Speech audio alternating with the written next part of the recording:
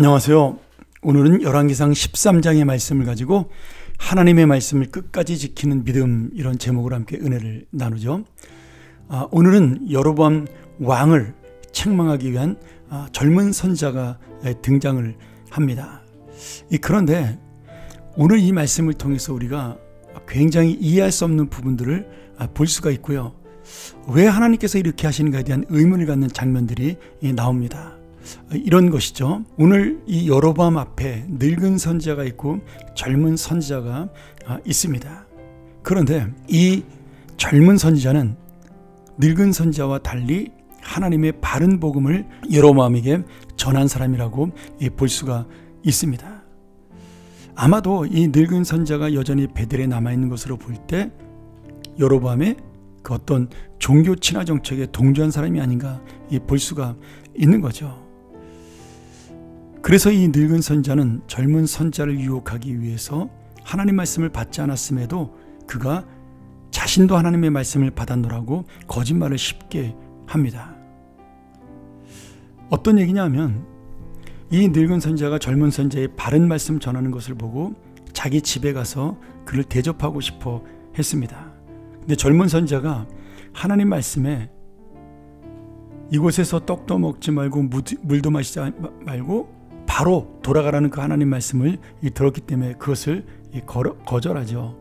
그런데 이 나이든 선지자가 거짓말로 나도 하나님 말씀을 들었는데, 나도 선지자인데 괜찮다, 나도 하나님에게 말씀을 들었다, 우리 집에 오는 것은 괜찮다라고 이 거짓말을 합니다.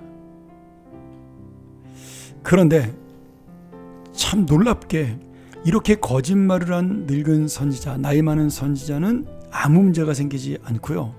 오히려 하나님 말씀을 전하고 속임수를 당한, 사기를 당한 이 젊은 선지자는 하나님의 심판을 받고 죽음을 맞게 됩니다. 그것도 비참하게 죽죠. 사자가 길에서 만나서 그를 물어 죽입니다.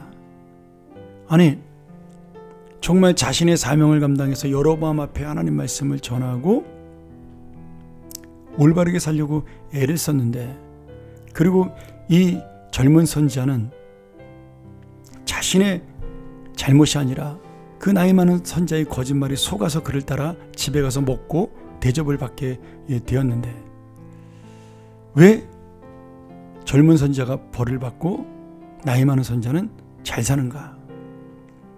신실한 사람은 하나님의 심판을 받고 신실하지 않은 사람은 아무 문제가 없는가?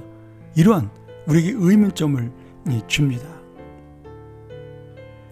오늘 이것이 보여주는 은혜가 있어요. 하나님이 하나님의 사람을 반드시 기억하신다라는 겁니다. 오늘 여러분, 이 젊은 선지자는 작은 유혹에 넘어갔습니다. 아마 그 마음속에 이 나이 많은 선지자가 하나님 말씀을 들었다고 했을지라도 자기가 처음에 들은 하나님의 말씀이 있으니까 그것을 거절하는 것이 맞습니다. 그런데 잠시 유혹에 넘어가는 잘못을 저지르게 되는 거죠. 근데 저는 젊은 선지자가 좀 억울하겠지만 지금 하나님께서 우리에게 보여주는 것은 이 악한 시대에 죄를 짓고도 문제없이 잘 사는 것이 복이 아니라 이렇게 젊은 선지자처럼 한 번만 잘못해도 하나님이 관심을 가지고 그를 징계하는 그런 믿음의 삶, 하나님이 바라보시는 삶이 더 좋은 삶이라는 사실을 보여주고 있습니다. 여러분, 우리 삶은 이 땅으로 끝나는 것이 아니라 영원한 천국이 있습니다. 결국 이 말씀이 뭐냐? 지금 젊은 선지자가 이 땅에서 죽는 것은 하나님에겐 큰 문제가 되지 않는다라는 거예요. 왜요? 이 젊은 선지자는 천국에 들어가니까요. 그런데 하나님께서 여기서 말씀하시고 싶은 건 무엇이에요? 내가 한 번만 죄를 져도 너를 책망할 만큼 너에게 관심이 있다. 내가 너를 사랑하고 아낀다라는 거예요. 그리고 내가 너를 거룩하게 만들어준다라는 그런 의미를 가지고 있습니다. 지금 타락한 북이스라엘, 타락한 여로보암, 타락한 이 나이 많은 선지자, 이런 사람에게 하나님의 관심이 있는 것이 아니라 하나님은 지금 그들에게 바른 말씀을 전하고 그들이 돌이키길 원하시나 하나님의 진정한 관심은 이렇게 한 번만 잘못해도 하나님께서 징계를 하시는 바른 거룩한 삶을 사는 우리 믿는 성도들에게 관심이 있다는 이 사실입니다. 오늘 그러니 여러분, 내가 불신자보다 하나님을 모르는 사람보다 이 세상에서 잘 살지 못하는 것에 대해서, 더 나은 인생이 되지 못하는 것에 대해서 우리가 실망하고 낙심할 필요가 없습니다. 왜요? 하나님은 우리에게 관심을 가지신 분이기 때문입니다. 나보다 훨씬 악한 사람이 잘 사는데 왜 나는 이럴까? 여러분, 그것이야말로 불신앙입니다. 내가 하나님 앞에 서 있기 때문에 하나님이 원하시는 것은 물질에 잘 사는 것, 권력에 잘 사는 것, 명예에 잘 사는 것이 아니라 하나님의 뜻대로 사는 것입니다. 하나님의 관심은 거기에 있는 것이죠. 또 그런 사람이 믿음으로 자라는 것을 하나님은 기뻐하십니다. 오늘 바로 이 젊은 선지자와 나이 든 선지자의 이야기를 바라보면서 누가 더 복받은 삶인가, 사자에게 물어뜯겨 죽었어도 하나님이 끝까지 지키고 관심을 갖는 사람, 아무렇지도 않게 잘 사는 사람, 누가 더 진정한 믿음의 사람이요 하나님의 복을 받은 사람인가를 우리에게 보여줍니다.